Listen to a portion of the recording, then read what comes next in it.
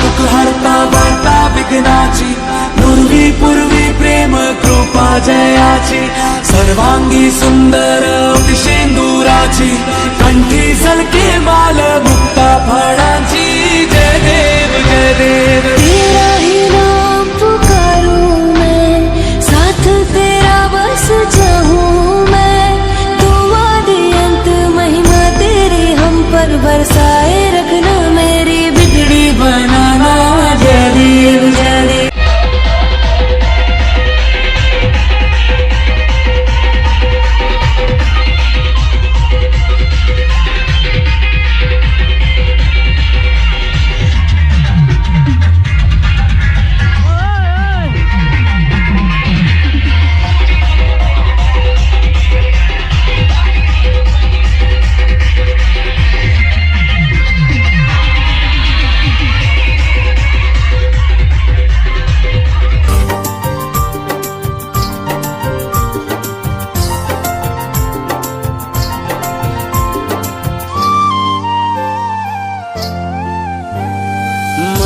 के बंधना बांधत हो सजनी,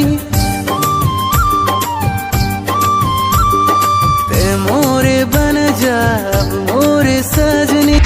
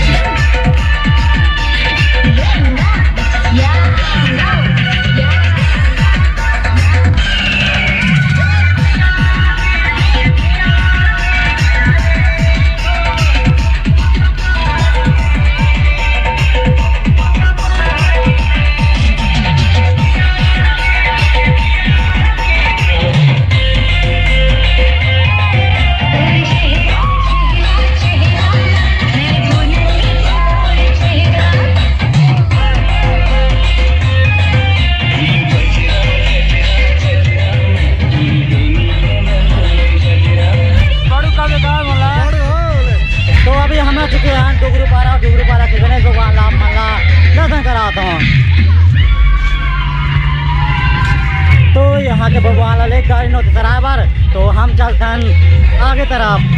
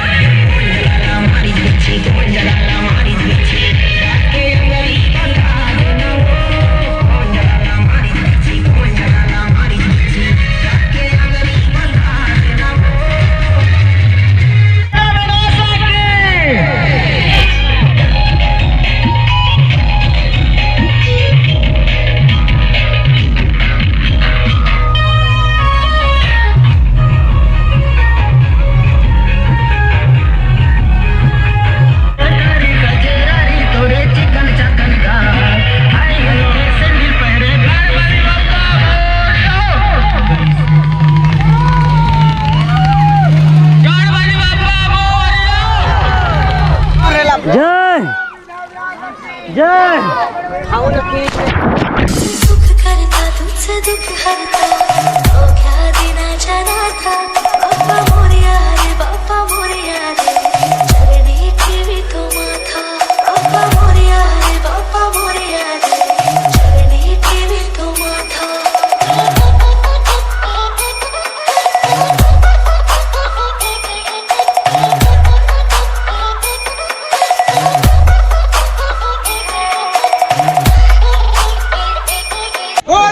स्वामी की जय, लंबोदर महाराज की जय दुखहर्ता की जय जय जय जय। मोरया गणपति बाप्पा, गणपति बप्पा।